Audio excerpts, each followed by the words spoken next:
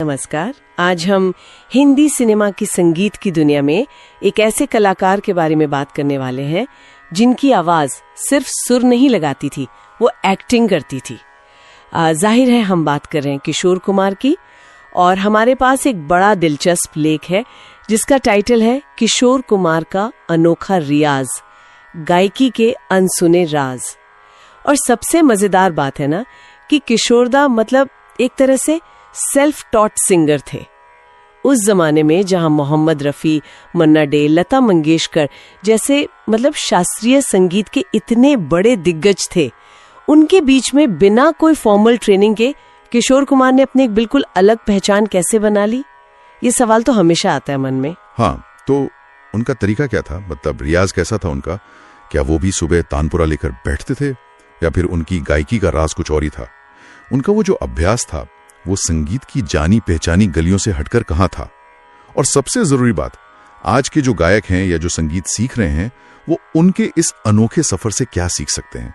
तो चलिए आज कोशिश करते हैं इसी में थोड़ा गहराई तक जाने की। अच्छा, किशोरदा के बारे में कहते हैं कि वो अक्सर ये बात बोलते थे कि भाई मैं कोई सीखा हुआ गवैया नहीं हूँ, मेरी आवाज ही मेरी ताकत है।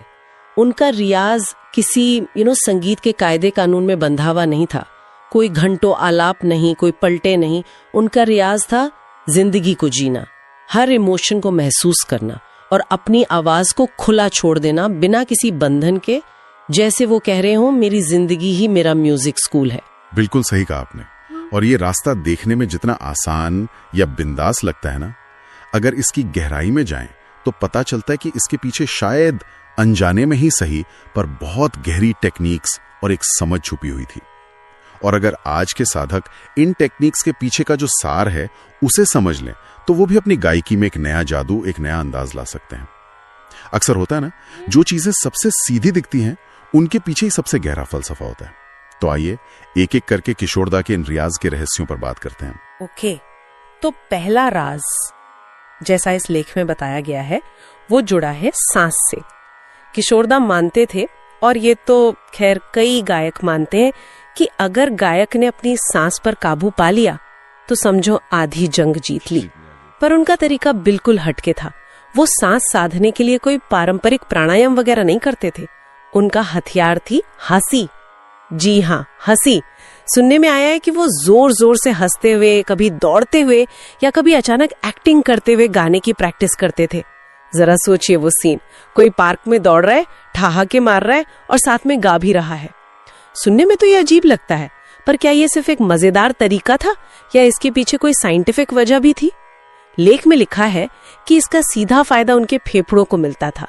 लंग्स मजबूत होते थे, सांस गहरी और लंबी चलती थी, जिससे वो मुश्किल ताने या ऊंचे सुर बिना सांस टूटे आसानी से लगा लेते थे। आज के सीखने वालों के लिए कुछ एक्सरसाइज भी बताई गई है इसमें, जैसे खुलकर हंसते हुए सरगम गाना, मतलब सारे गामा पधनीसा को हंसी के साथ गाना, या फिर तेज चलते या जॉगिंग करते हुए गुनगुनाना। और एक और है, सांस को करीब 10 सेकंड रोककर फिर धीरे धीरे कोई सुर निकालना। हाँ, और इस बात को अगर हम थोड़ा गहराई से देखें तो ये सांस पर कंट्रोल पाने का एक बहुत ही प्रैक्टिकल और बॉडी सेंटर्ड तरीका है, जिसे म्यूजिक की भाषा में ब्रेथ सपोर्ट कहते हैं, या डायफ्रामेटिक ब्रीदिंग, मतलब सांस को पेट या डायफ्राम से कंट्रोल करके गाने को सपोर्ट देना। किशोरदा ने उसे शायद अनजाने में ही खेल खेल में साध लिया था। देखिए, पारंपरिक संगीत में सांस के अभ्यास कभी कभी थोड़े बोरिंग या मुश्किल लग सकते हैं, लेकिन किशोरदा का तरीका सीधा शरीर को इन्वॉल्व करता था। जब आप हंसते हैं या दौड़ते हैं तो आपके लंग्स और डायफ्राम नेचुरली ज्यादा एक्टिव हो जाते हैं। इससे लंग कैपेसिटी बढ़ती है और सांस लेने और छोड़ने का जो रिदम है वो गाने के उतार चढ़ाव से जुड़ जाता है। एक तरह से उन्होंने अपने शरीर को ही अपना इंस्ट्रूमेंट बना लिया था, और उसे साधने का तरीका भी उतना ही अनोखा था। और जब सांस पेट से कंट्रोल होती है तो गले के मसल्स रिलैक्स्ड रहते हैं, आवाज ज्यादा खुलकर निकलती है बिना किसी तनाव या थकान के। ये तो वाकई कमाल है। मतलब हंसी मजाक और दौड़ भाग से गायकी का इतना गहरा कनेक्शन।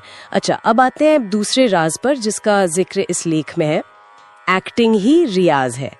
ये तो हम सब जानते हैं कि किशोर कुमार सिर्फ गायक नहीं थे, वो एक बहुत बढ़िया और नेचुरल एक्टर भी थे। और शायद यही जो उनकी एक्टिंग की खूबी थी, वही उनकी गायकी का दूसरा बड़ा राज बनी। वो गाने को सिर्फ सुरों में नहीं देखते थे, वो उसे एक किरदार की तरह जीते थे। हाँ, तो ये जो जिक्र है ना इसमें कि अगर गाना दर्द भरा है तो वो रिकॉर्डिंग से पहले या प्रैक्टिस में सचमुच उस दर्द को फील करने की कोशिश करते थे। कभी कभी तो उनकी आंखें भी नम हो जाती थी, ऐसा सुनने में आया है। और अगर गाना मस्ती वाला है, शरारती है, तो स्टूडियो में भी वो हल्के फुल्के मूड में थिरकते हुए चेहरे पर वही भाव लाकर गाते थे। और अगर कोई गहरा फिलोसॉफिकल गाना है तो वो शांत होकर एक तरह से ध्यान में जाकर उसके भावों में डूब कर सुर लगाते थे। हमने महसूस भी किया ये, उनके गानों में सिर्फ आवाज नहीं होती, एक पूरा कैरेक्टर, एक पूरी कहानी झलकती है। लेख में ये भी कहा गया है कि शायद यही उनका सबसे बड़ा राज था, ये समझना कि गाना सिर्फ गले का काम नहीं, दिल का भी है। सुर तो ठीक है, अपनी जगह है, लेकिन बिना इमोशन के वो सिर्फ एक टेक्निकल एक्सरसाइज रह जाते हैं। आवाज में वो दर्द, वो खुशी, वो शरारत, वो गहराई लाना जो गाने की आत्मा है, ये उनकी प्रायोरिटी थी। सीखने वालों के लिए एक इंटरेस्टिंग सुझाव भी है इसमें। किसी गाने को पहले बिना आवाज निकाले सिर्फ चेहरे और बॉडी लैंग्वेज से एक्ट करें, जैसे कोई साइलेंट मूवी का सीन हो। फिर उसी एक्टिंग और फीलिंग के साथ गाना गाएं और फिर रिकॉर्ड करके सुने, क्या वो भाव आवाज में आया? मतलब पहले महसूस करो फिर गाओ। गाने के भाव या जिसे हम रस कहते हैं, उसे पूरी तरह से अपने अंदर उतार लेने की है। भारतीय कलाओं में रस सिद्धांत का बहुत महत्व है। कला का मकसद ही है 9 मूल भावों या रसों को जगाना। किशोरदा ने बिना कोई शास्त्रीय ट्रेनिंग के इसे बड़ी सहजता से अपनी गायकी में उतार लिया। वो समझ गए थे कि आवाज और भावना का कितना गहरा रिश्ता है। जब वो गाते थे तो वो सिर्फ किशोर कुमार की आवाज नहीं रहती थी, वो उस गाने के किरदार की आवाज बन जाती थी, उस इमोशन की आवाज बन जाती थी। ये सिर्फ मिमिक्री नहीं थी, ये उस भाव को जीना था। और यही चीज उनकी गायकों को सिर्फ सुरीला नहीं बनाती थी, बल्कि असरदार बनाती थी, यादगार बनाती थी, सीधे दिल तक पहुंचाती थी। हम कह सकते हैं कि उन्होंने तकनीक को भावना का गुलाम बना दिया, जबकि अक्सर गायक क्या करते हैं, वो भावना को तकनीक के फ्रेम में फिट करने की कोशिश करते रहते हैं। आवाज तकनीक को भावना का गुलाम बना दिया। क्या बात कही। ये लाइन तो जैसे उनकी गायकी का पूरा सार है। कमाल। चलिए अब तीसरे राज की तरफ बढ़ते हैं, आवाज को आजाद रखना। कहा जाता है कि किशोरदा गाते समय कभी गले पर फालतू का जोर नहीं डालते थे। उनकी आवाज में एक अजीब सी सहजता थी, एक खुलापन था, एक नेचुरल फ्लो महसूस होता था, जैसे कोई नदी बह रही हो बिना रुकावट के। वो खुद भी कहते थे, जैसा लेख में लिखा है, गाना दबाव से नहीं हवा से निकलना चाहिए। इसका टेक्निकल मतलब शायद यही हुआ कि वो शायद अनजाने में डायफ्राम ब्रीदिंग का इस्तेमाल करते थे, यानी सांस पेट से लेना और छोड़ना, जिससे आवाज का कंट्रोल पेट और डायफ्राम पर रहे, ना कि गले की मसल्स पर। इसके लिए भी लेख में कुछ अभ्यास बताए गए हैं सीखने वालों के लिए, जैसे जमीन पर सीधे लेटकर गहरी सांस लेते हुए महसूस करना कि पेट ऊपर नीचे हो रहा है, छाती नहीं। फिर बैठकर इसी तरह सांस लेने की प्रैक्टिस करना और फिर धीरे धीरे बिना गले पर जोर डाले पेट के सपोर्ट से हल्के हल्के आलाप लेना, सा रे गा के साथ, कि आवाज अटक नहीं रही है बल्कि स्मूथली बह रही है। पर अक्सर ये सुनने में आता है, खासकर जो जोशीले गाने होते हैं या ऊंचे सुर वाले गाने, कि आवाज में पावर लाने के लिए गले से थोड़ा जोर तो लगाना पड़ता है। तो फिर ये आजाद आवाज या एफर्टलेस सिंगिंग वाली बात उस जरूरत से कैसे मैच करती है? क्या बिना जोर लगाए वो पावर आ सकती है? ये बहुत जरूरी सवाल उठाया आपने। देखिए, एफर्टलेस सिंगिंग का मतलब कमजोर या बेजान गायकी बिल्कुल नहीं है। इसका मतलब है फालतू का तनाव या गलत जगह से जोर न लगाना। जो पावर है आवाज में, वो गले की मांसपेशियों को सिकोड़ने से नहीं आती है, वो आती है सही ब्रीथ सपोर्ट से, यानी डायफ्राम के सही इस्तेमाल से, और रेजोनेंस से। रेजोनेंस मतलब आवाज को शरीर के सही हिस्सों में गूंजने देना, जैसे सीना, नाक, सिर। जब आप डायफ्राम से सांस को कंट्रोल करते हैं तो आप गले को खुला और रिलैक्स रख पाते हैं। इससे आवाज ज्यादा खुलकर निकलती है, ज्यादा रेंज के साथ और बिना थके या भारी हुए। किशोरदा की आवाज में जो वो खुलापन और रेंज थी, वो इसी सहज तकनीक का नतीजा हो सकती है। ये आवाज को होने देना है, उसे जबरदस्ती निकालना नहीं। इससे न सिर्फ आवाज की क्वालिटी बढ़ती है, बल्कि ये आवाज को लंबे समय तक हेल्दी रखने के लिए भी जरूरी है। उनकी आवाज में जो एक आसानी सी महसूस होती है ना, वो शायद इसी आजाद तकनीक की वजह से थी। बिल्कुल, ये समझना जरूरी है कि सहजता का मतलब कमजोरी नहीं, बल्कि सही तकनीक है। अच्छा, अब चलते हैं चौथे राज की तरफ, हर मूड का रियाज। ये भी एक बड़ा दिलचस्प पहलू है। किशोरदा का रियाज सिर्फ सुर, ताल या सांस तक ही नहीं था, वो अलग अलग मूड्स का, मनोभावों का भी रियाज करते थे। सुनने में आया है कि उनका कोई फिक्स्ड रूटीन नहीं था कि रोज सुबह उठकर यही गाना है या यही प्रैक्टिस करनी है, बल्कि वो अपने दिन के मूड के हिसाब से गाते थे। जैसे सुबह उठे, मन शांत है तो शायद कोई भजन या धीमा सा मधुर गीत गुनगुना लिया। दिन में थोड़ा जोश में है या रोमांटिक मूड है तो वैसा कोई गाना गा लिया। शाम को दोस्तों के साथ हैं तो मस्ती भरा गाना, और रात को अकेले में तो शायद कोई गहरा जिंदगी के फलसफे वाला गीत उनके लबों पर आ गया। इस तरह वो दिन भर में अनजाने में ही कई अलग अलग भावों और मूड्स में अपनी आवाज को प्रैक्टिस करवाते रहते थे। शायद इसीलिए वो एक ही फिल्म में इतना दर्द भरा गाना मेरे नैना सावन भादो और उतना ही शरारती गाना एक चतुरनार, दोनों इतनी आसानी और यकीन के साथ गा लेते थे। हाँ, और इस जानकारी के आधार पर सीखने वालों के लिए एक प्रयोग भी सुझाया गया है इसमें कि कोई एक ही गाना लें और उसे 3 बिल्कुल अलग अलग मूड्स में गाने की कोशिश करें। मान लीजिए एक बार बहुत दुखी होकर, एक बार बहुत खुश होकर और एक बार शरारती अंदाज में। फिर ध्यान दें कि हर बार आवाज का टेक्सचर, उसकी पिच, उसका अंदाज कैसे बदलता है। हाँ, और अगर हम इसे टेक्निकल नजर से देखें तो ये गायकी में वोकल फ्लेक्सिबिलिटी यानी आवाज का लचीलापन और इमोशनल रेंज यानी भावनात्मक विस्तार बढ़ाने का एक बेहतरीन और बहुत ही प्रैक्टिकल तरीका है। एक ही इंस्ट्रूमेंट यानी आपकी आवाज, उससे कितने अलग अलग रंग और भाव पैदा किए जा सकते हैं, ये उसकी प्रैक्टिस है। ये दिखाता है कि किशोर दा का जो रियाज था, जो ऊपर से बड़ा अनौपचारिक लगता था, वो अंदर से कितना सोचा समझा था, गायकी के हर पहलू को छूता था। भले ही वो पारंपरिक शास्त्रीय रियाज के तरीके से ना हो, उन्होंने अपनी पूरी जिंदगी को ही, अपने हर पल के एहसास को अपनी म्यूजिक लैब बना लिया था, और इसने उनकी आवाज को एक ऐसा एक्टर बना दिया था जो किसी भी रोल में, किसी भी इमोशन में आसानी से ढल सकती थी। सही कहा, उनकी जिंदगी ही उनके लैब थी। और अब आते हैं 5वें और आखिरी राज पर, जो शायद इन सबसे ज्यादा बेसिक है, गले की देखभाल। अब इतनी वर्सेटाइल, इतनी इमोशनल आवाज के मालिक थे किशोर दा, तो जाहिर है वो इस कीमती तोहफे की कदर भी करते होंगे। जानकारी के मुताबिक वो अपनी आवाज को लेकर बहुत सावधान रहते थे। ठंडी चीजों से, खासकर आइसक्रीम या कोल्ड ड्रिंक्स से परहेज करते थे। रिकॉर्डिंग से पहले तो बिल्कुल नहीं। गले को नम रखने के लिए अक्सर गुनगुना पानी पीते थे, कभी कभी शहद और अदरक वाली हर्बल चाय।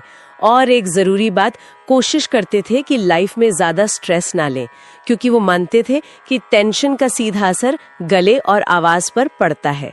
जैसा कि लेख में उनकी एक बात लिखी है, गले की देखभाल उतनी ही जरूरी है जितना गाना। ये दिखाता है कि वो अपनी आवाज को सिर्फ एक टैलेंट नहीं, एक जिम्मेदारी भी मानते थे। लेख में आज के गायकों के लिए या जो भी आवाज का काम करते हैं, उनके लिए कुछ आम लेकिन जरूरी बातें भी बताई गई हैं, जैसे गले को आराम देना, पूरी नींद लेना, नींबू शहद अदरक वाला गुनगुना पानी पीना, धूल धुएं से बचना। और एक बहुत कॉमन आदत होती है लोगों की, गले को बार बार जोर से खखार कर साफ करना।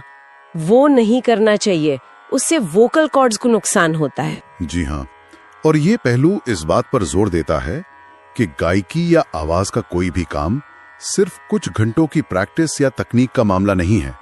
ये एक पूरी लाइफस्टाइल है, एक 24/7 का डिसिप्लिन है। आवाज एक बहुत नाजुक साज है और इसकी देखभाल उतनी ही ध्यान से करनी होती है जैसे कोई सितार वादक अपने सितार की करता है या वायलिन वादक अपने वायलिन की। आपका खान पान, आपकी आदतें, आपकी नींद, आपकी मेंटल पीस, ये सब मिलकर आपकी आवाज की क्वालिटी, उसकी पावर और उसकी लाइफ को तय करते हैं।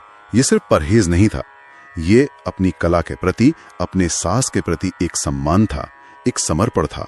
किशोर दा का ये पहलू दिखाता है कि वो अपनी इस नेचुरल देन के लिए कितने जागरूक और जिम्मेदार थे। तो अगर हम किशोर कुमार के इस अनोखे गैर पारंपरिक रियाज के खजाने को समेटें तो हमें ये 5 खास बातें मिलती हैं। पहला, सांस और हंसी, मतलब खेल खेल में फिजिकल एक्टिविटी से सांस पर जबरदस्त कंट्रोल पाना। दूसरा, एक्टिंग ही रियाज, गाने को सिर्फ गाना नहीं बल्कि उसके इमोशन को जीना, फील करना और एक्टिंग से एक्सप्रेस करना। तीसरा, आजाद आवाज, गले पर बिना प्रेशर डाले डायफ्राम के सपोर्ट से आवाज को नेचुरली और खुलेपन से बहने देना। चौथा, हर मूड का रियाज, सिर्फ सुरों का नहीं बल्कि जिंदगी के अलग अलग मूड्स और इमोशंस में गाकर आवाज को फ्लेक्सिबल और वर्सेटाइल बनाना। और पांचवा, गले की देखभाल, अपनी आवाज को एक कीमती साज समझकर, एक जिम्मेदारी समझकर उसकी पूरी केयर करना, अपनी लाइफस्टाइल को उसके हिसाब से ढालना।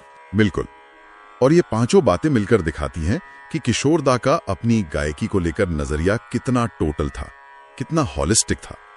उन्होंने तकनीक, भावना, शरीर का विज्ञान और जीवन शैली, इन सब को शायद अनजाने में ही पर अपनी गायकी का एक अटूट हिस्सा बना लिया था, भले ही वो इसे पारंपरिक रियाज का नाम न देते हों। उन्होंने संगीत को सिर्फ ग्रामर या रूल्स में नहीं बांधा, बल्कि उसे जिंदगी के तजुर्बों से, एहसासों से और अपनी नेचुरल समझ से जोड़कर साधा। किशोर दा की ये तकनीकें, उनका ये पूरा नजरिया हमें वाकई सोचने पर मजबूर करता है।